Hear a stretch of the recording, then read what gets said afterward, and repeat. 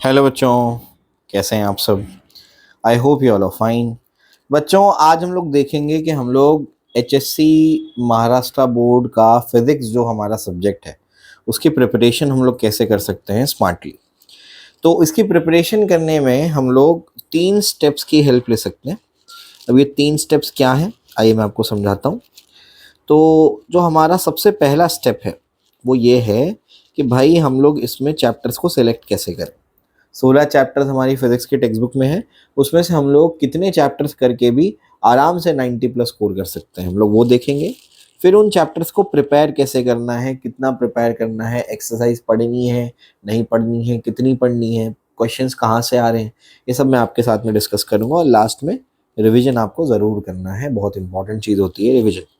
आइए हम लोग इसको समझने की कोशिश करते हैं कि चैप्टर्स को कैसे सिलेक्ट करेंगे और कौन कौन से चैप्टर्स प्रिपेयर करने में जनरली बच्चों को आसानी होती है। तकरीबन 14 साल से पढ़ा रहा हूँ मैं बच्चों को, तो मुझे अंदाज़ा है कि कौन कौन से चैप्टर बहुत आसानी से बच्चे प्रिपेयर कर लेते हैं। तो वो सब आपके सामने मैंने लिख करके रखा हुआ है। तो अगर आप अपने महाराष्ट्र बोर्ड फिजिक्स का चैप्टर्स का वेटेज देखेंगे तो इन वेटेज में आपको एक बात समझ में आएगी कि भाई जो हमारे ये जो मैंने क्रॉस लगाए हुए हैं इन चैप्टर्स को अगर आप नहीं भी करते हैं तब भी आप बहुत आसानी से इतना स्कोर कर सकते हैं पेपर में। देखिए, आप कौन कौन से चैप्टर ना करें, ऊपर के चैप्टर जो जो जिन पे कोई टिक मार्क नहीं है मतलब वो तो करने हैं। लेकिन वेव ऑप्टिक्स जनरली बच्चों को डिफिकल्ट लगता है, इलेक्ट्रोस्टैटिक्स बहुत बड़ा चैप्टर है, डिफिकल्ट लगता है बच्चों को। और magnetic field due to electric current हो गया, और आपका इलेक्ट्रोमैग्नेटिक इंडक्शन हो गया, और सेमीकंडक्टर भी बच्चों को डिफिकल्ट इससे लगता है क्योंकि बहुत थ्योरी है उसके अंदर, बहुत कुछ याद करना पड़ता है।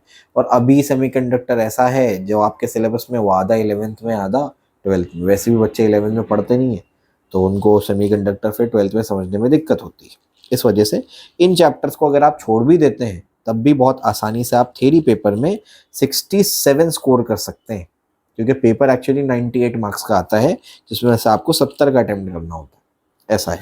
उसमें से 30 अगर आप प्रैक्टिकल के पकड़ लेंगे तो यही आपके 97 मार्क्स बन गए। यानी अगर आप 1 2 3 4 5 चैप्टर छोड़ देते हैं 16 में से, अगर आप 5 चैप्टर छोड़ देते हैं तब भी आप 11 चैप्टर बचेंगे, मतलब 16 में से सिर्फ 11 चैप्टर्स पढ़ के भी आप इतना इतना स्कोर कर सकते हैं।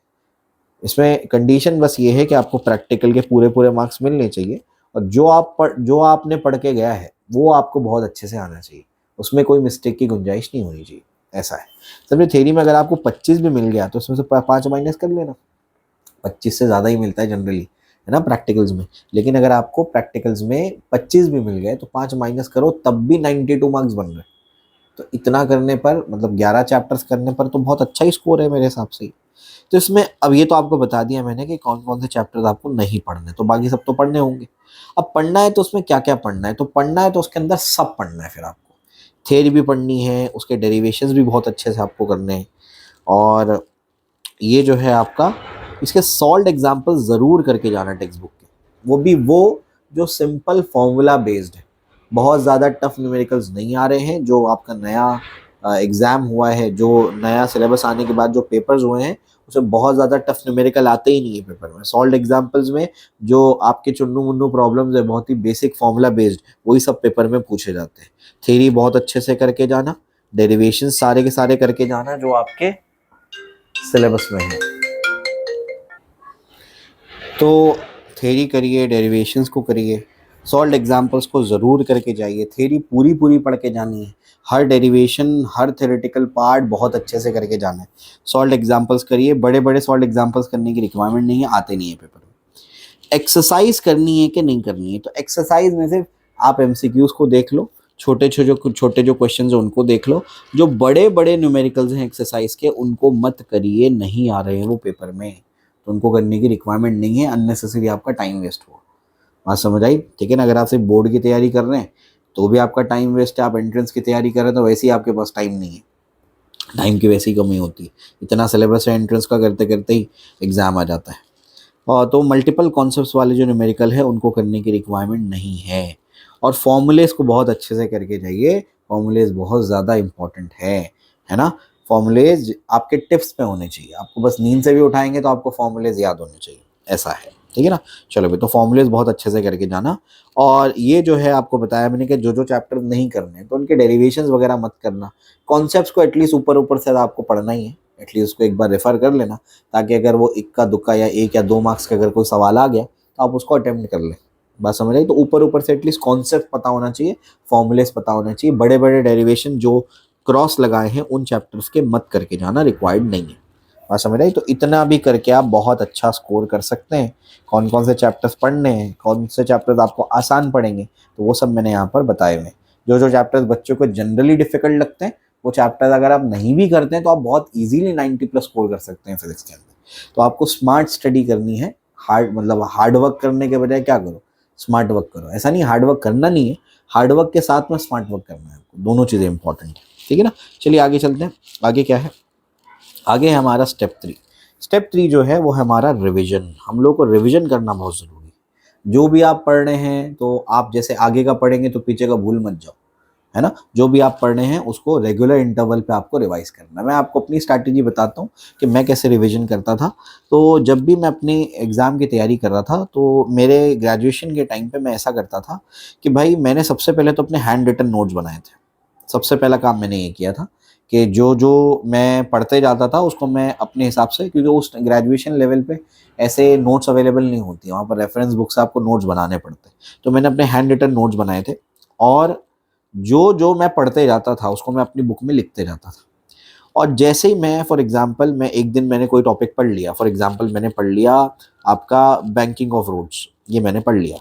अगले दिन अगर मैं पढ़ रहा हूँ फॉर एग्जांपल आपका मोमेंट ऑफ इनर्शिया, ये अगर मैं पढ़ रहा हूँ अगले दिन, तो जब मैं सेकेंड डे पे बैठता था तो सेकेंड डे पर बैठने से पहले मैं फर्स्ट डे का क्या करता था, रिविजन करता था। फिर मैं थर्ड डे पे फॉर एग्जांपल पढ़ रहा हूँ एंगुलर मोमेंटम, क्या पढ़ रहा हूँ मैं, एंगुलर मोमेंटम। तो जो आपका एंगुलर मोमेंटम है, जब मैं थर्ड डे पे बैठता था तो पहले मैं पहले और दूसरे दिन का रिवीजन करता था, उसके बाद मैं तीसरे दिन पे नई चीज़ पढ़ता था। तो ये मेरी स्ट्रैटेजी थी और इससे मुझे बहुत ज़्यादा फ़ायदा हुआ था।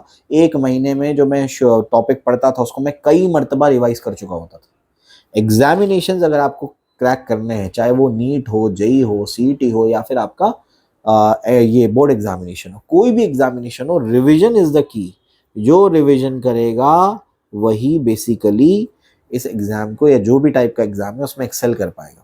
रिवीजन नहीं करेगा, फॉर्मूलेज नहीं याद होंगे, डेरिवेशंस नहीं याद होंगे, तो आप एग्ज़ाम में बहुत अच्छा स्कोर नहीं कर पाएंगे। समझ आ रही बात।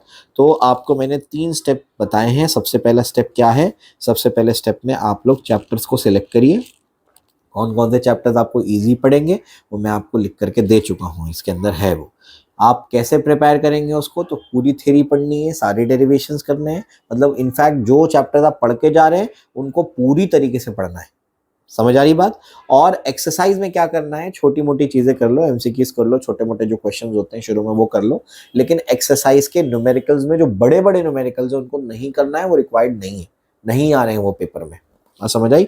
और लास्ट में रिवीजन करना बहुत ज़रूरी है। जब भी आप बैठ रहे हो किसी दिन रिवाइज करने तो पिछला रिवीजन करना बहुत ज़्यादा ज़रूरी है। समझ गए, क्लियर हो गया। तो इस तरीके से आप अपनी तैयारी को बहुत अच्छे से कर सकते हैं, बहुत अच्छा आप स्कोर कर लेंगे अगर आप इस स्ट्रैटेजी को फॉलो करते हैं। और बाकी जो चैप्टर मैंने कहा जिनको नहीं पढ़ना है तो उसको पूरी तरीके से मत छोड़ना, सरसरी तौर पे उसके कुछ कॉन्सेप्ट्स को देख लेना, फॉर्मूलेज एटलीस्ट पता होना चाहिए। जैसे इलेक्ट्रोस्टैटिक्स में पिछले साल 2000 मतलब इसी साल जो पेपर हुआ, आप तो 2024 में देंगे, तो लास्ट बैच का जो पेपर हुआ उसमें एक सवाल पूछा था कि इलेक्ट्रिक फील्ड और पोटेंशियल ग्रेडियंट में क्या रिलेशन है, तो E equals to minus dV/dr। बस फॉर्मूला भी पता होता तो 1 मार्क्स मिल जाता। तो एटलीस्ट सरसरी तौर पे उसको देख लेना, फॉर्मूलेस को भी देख लेना उसके, ताकि अगर छोटा मोटा सवाल आए तो वो भी आप आराम से कर पाए। बात समझ आई। तो इस तरीके से आप अपनी तैयारी को कर सकते हैं। अगर आप चाहते हैं कि केमिस्ट्री और मैथ्स और बायोलॉजी के भी अगर आपको ऐसे स्ट्रैटेजी वीडियोस चाहिए तो आप कमेंट सेक्शन में बताइए, हम वो भी वीडियोस आपके लिए बनाएंगे। Okay, thank you, all the best.